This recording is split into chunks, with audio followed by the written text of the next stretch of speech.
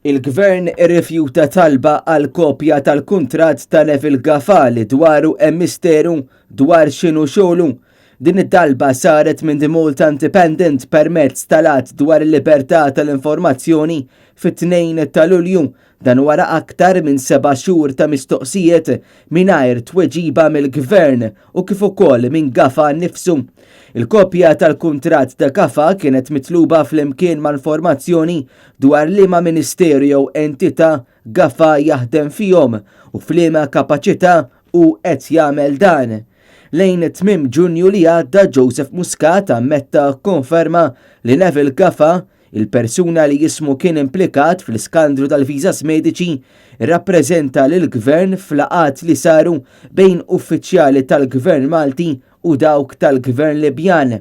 Madankollu Muscat reġa' ħarab milli jgħid għal liema ministeru jaħdem l-istess Gafà illi kien tkeċċa mill-Ministru Chris Fearn immedjatament wara li laħaq Ministru tas-Saħħa.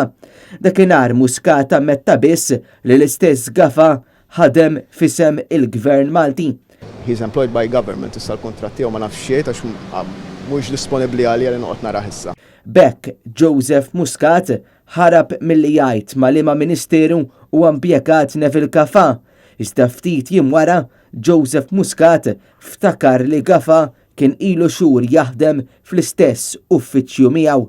Neville Gafà ilu figura ċentrali fil-Partit Laburista u parti miċ-ċirku ta' nies magħrufa li jkunu qrib ferm ta' Keith Schembri, il-Chief of Staff tal-Prim Ministru Joseph Muscat.